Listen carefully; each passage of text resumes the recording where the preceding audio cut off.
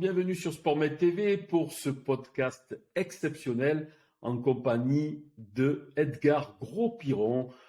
On a l'honneur d'accueillir un champion olympique. Alors c'est vrai que ça commence à dater maintenant, hein, les JO d'Albertville 1992.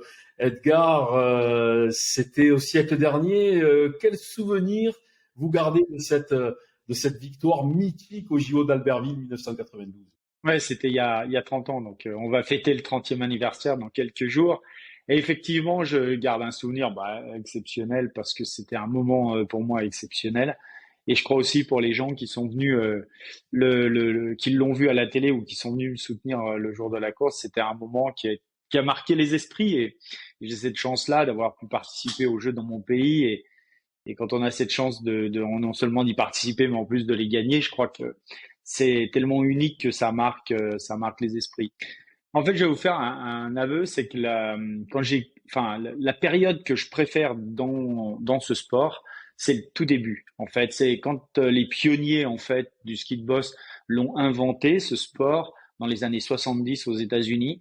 Pourquoi je vous dis ça? Parce que il y a pas très longtemps, j'ai regardé des vidéos de toutes les époques, par décennie en fait, les années 70, les années 80, 90 auxquelles j'ai appartenu, 2000, 2010, puis aujourd'hui on va avoir 2020. Je trouve que la période qui a été pour moi la plus créative et quelque part où on avait l'impression que ce sport était vraiment connecté à son essence, c'est-à-dire la liberté, ça s'appelle du freestyle en américain, enfin les Américains ont appelé ça du freestyle, donc style libre, et le moment où c'était le plus connecté finalement à cette espèce de liberté, d'évasion, d'esprit de créativité, c'est les années 70. À partir du moment où dans les années 80 puis 90, ce sport s'est structuré, il y a eu des règles qui se sont mises en place. Et progressivement, l'aspect créativité a été un peu contraint. Et voilà. Et puis aujourd'hui, c'est devenu un sport bien encadré et tout, ce qui n'enlève pas au côté athlétique de ce sport, mais ce qui, à mon sens, pénalise plus le côté spectacle. Voilà. Or, moi, j'étais à une époque où on était un peu entre les deux. Ça devenait un sport athlétique, mais ça restait encore un sport spectacle. Et je crois que c'est aussi une des raisons pour lesquelles j'ai adoré. Donc voilà, après, c'est l'évolution naturelle d'un sport qui devient olympique aussi, que de se structurer et de se réglementer. Champion olympique, donc on l'a dit, hein, médaille d'or obtenue à Albertville en 1992. Triple champion du monde. Finalement, vous n'êtes pas resté dans le monde du sport, hein, que ce soit comme entraîneur ou dirigeant, malgré une courte expérience comme directeur général de la candidature d'Annecy à l'organisation des JO d'hiver 2018. Vous n'êtes pas resté dans ce milieu. Pourquoi? Parce qu'en fait, je pense que d'abord, je suis quelqu'un d'un peu, comment dire, qui aime bien l'esprit. Enfin, j'ai un esprit un peu pionnier. J'aime bien aller voir là où les autres vont pas. J'aime bien aller ouvrir des champs de possibles d'autres personnes n'ont pas encore imaginé. J'aime bien défricher. Et à un moment donné, je me disais, j'ai quand même envie de transmettre ce que le sport m'a transmis.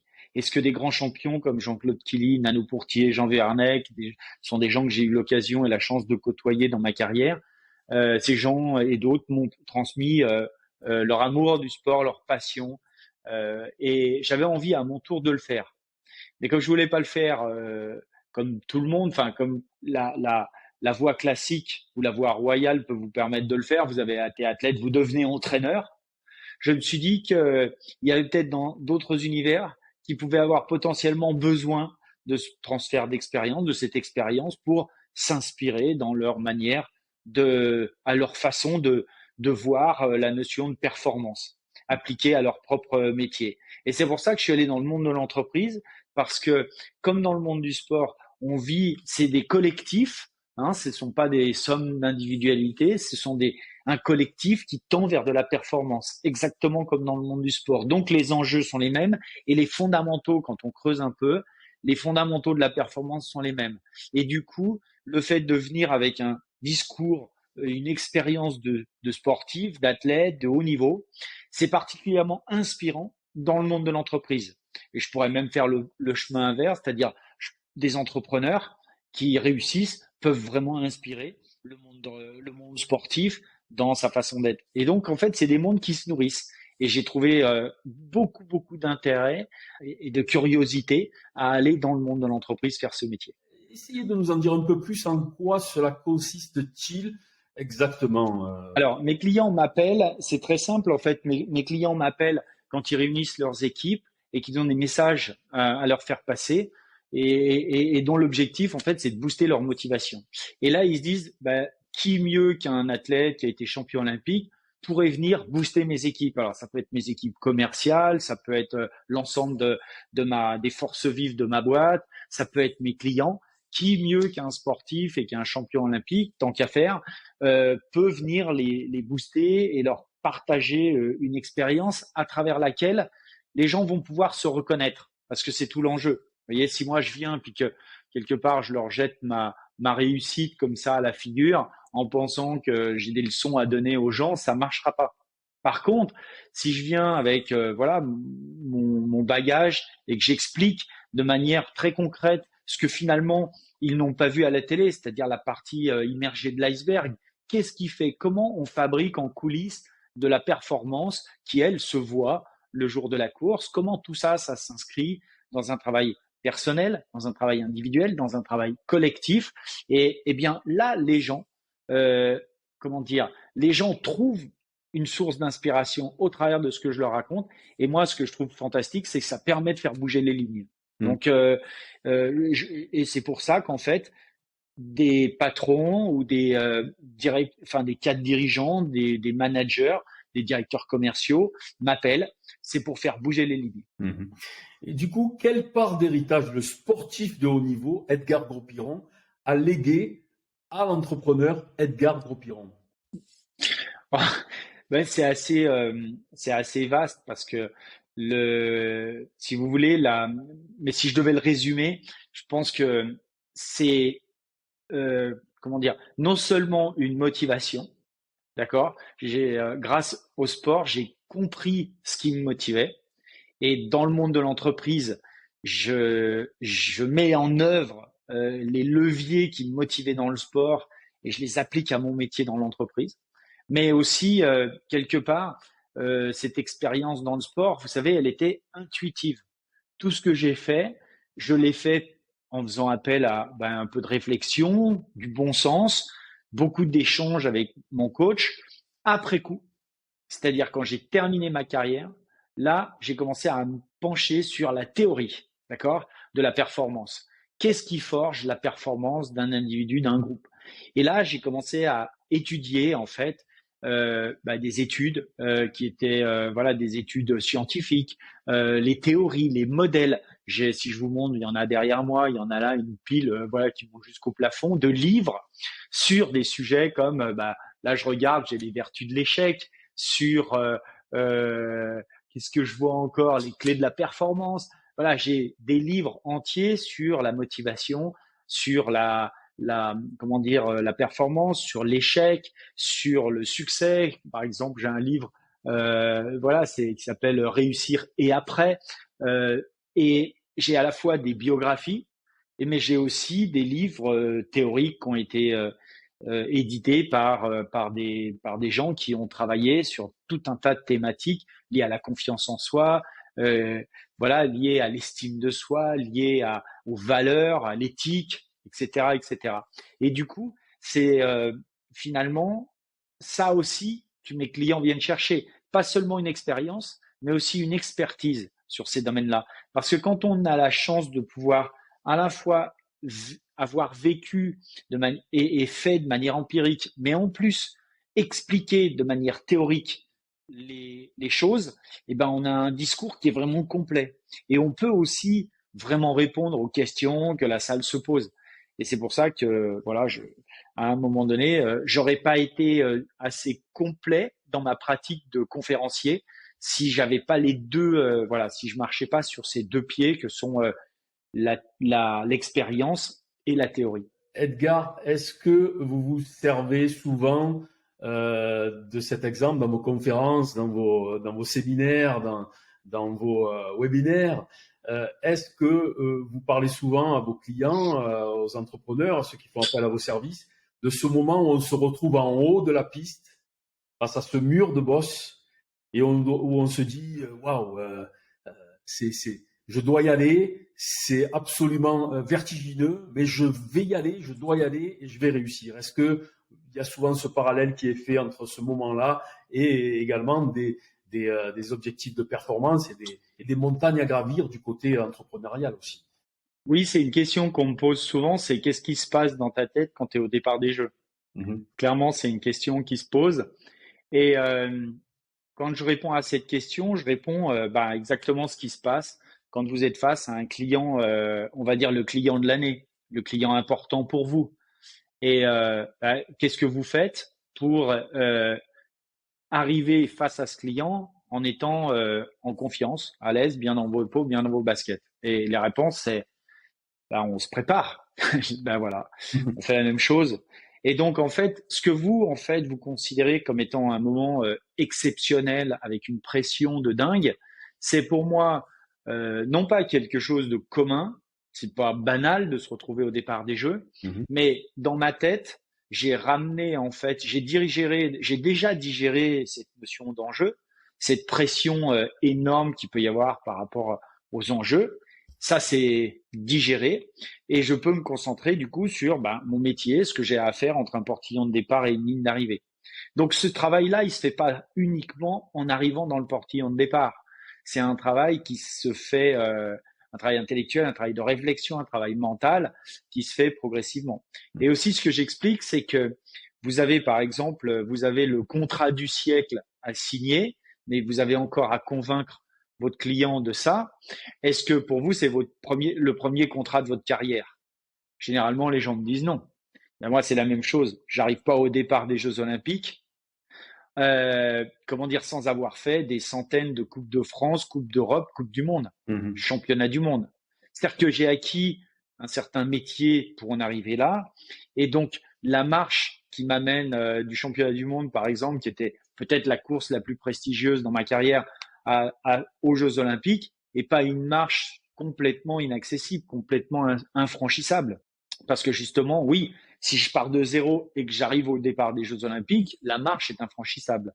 Mais comme pour le contrat du siècle, généralement, on n'arrive pas là par hasard. Donc, les choses se sont construites petit à petit. Si on a bien su capitaliser sur chacune des petites expériences qui progressivement nous amènent aux Jeux Olympiques, à ce moment-là, la marche au jeu, elle est largement surmontable. Aujourd'hui, quel rapport entretenez-vous avec les sportifs? Vous aviez créé une association en piste pour les soutenir dans leur quête de performance. Où en êtes-vous de cette activité?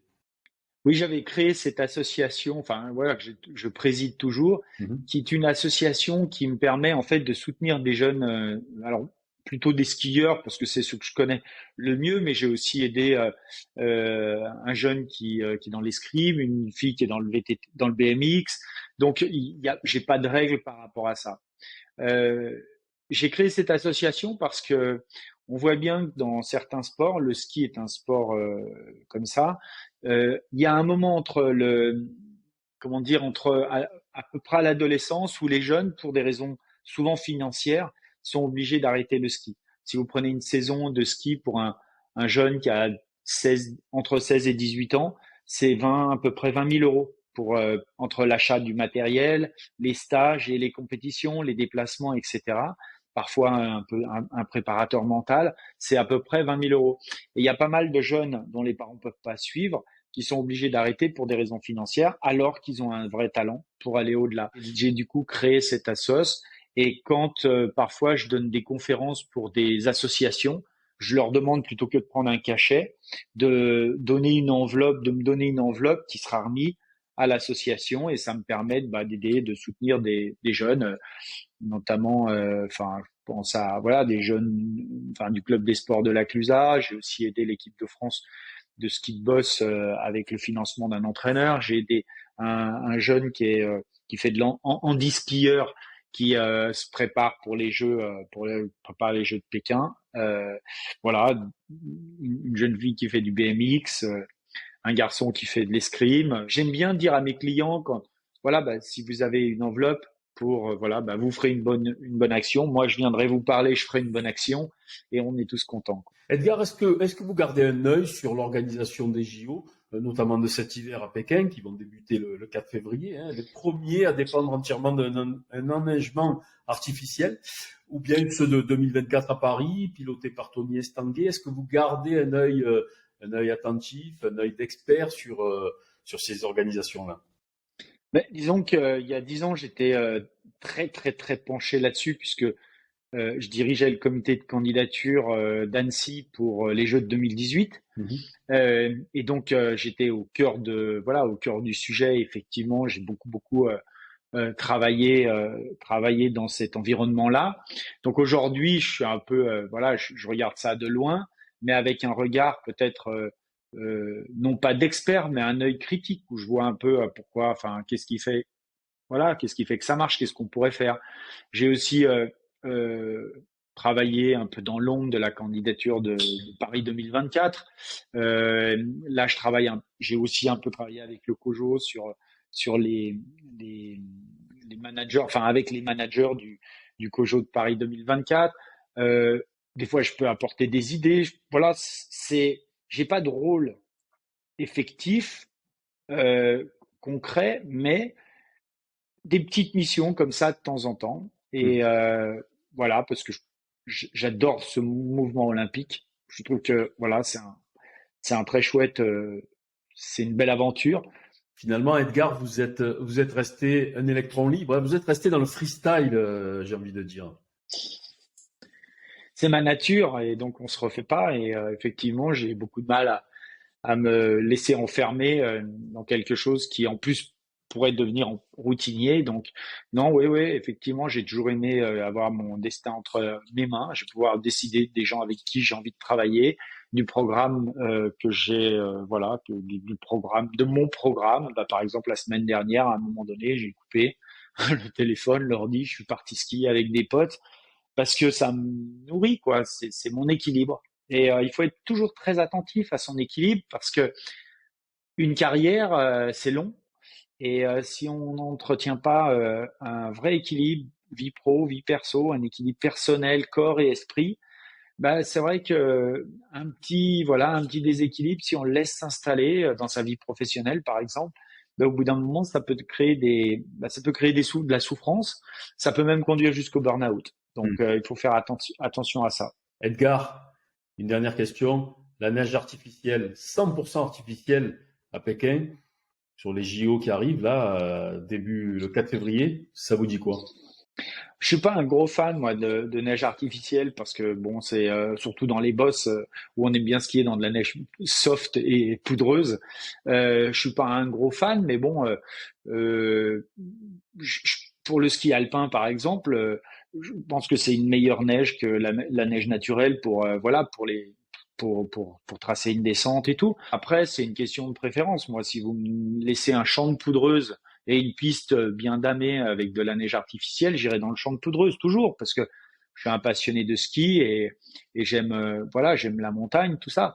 Après, si vous me laissez le choix, vous me laissez pas le choix et que vous me dites non, mais il y a que de la neige artificielle, je trouverai aussi du plaisir à skier sur de la neige artificielle et à aller tailler des belles courbes.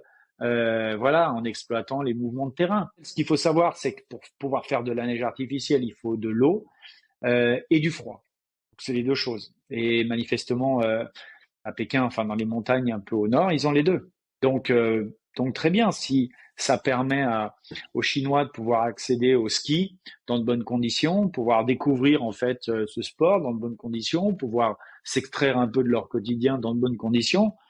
C'est un peu aussi pour ça que les jeux d'hiver sont faits. C'est pour ouvrir un peu, en tout cas en Asie, c'est vraiment pour développer, démocratiser une pratique qui, à ce jour, reste très confidentielle. Edgar Gros-Piron, merci beaucoup pour votre disponibilité. On a beaucoup appris. Alors, si on veut contracter les services d'Edgar Gros-Piron aujourd'hui, comment fait-on? J'ai un site internet, grospiron.net, et vous allez dessus, vous verrez, il y a un formulaire de contact et il suffit de m'envoyer un petit message et je vous rappellerai dans les 24 heures pour une demande de conférence. Merci beaucoup, Edgar. Une bonne journée. À très bientôt sur les pistes. Merci beaucoup. Merci beaucoup, Gilles. Merci à vous. Merci à toute l'équipe. À très bientôt. Au revoir. C'était un plaisir. Merci beaucoup, Edgar.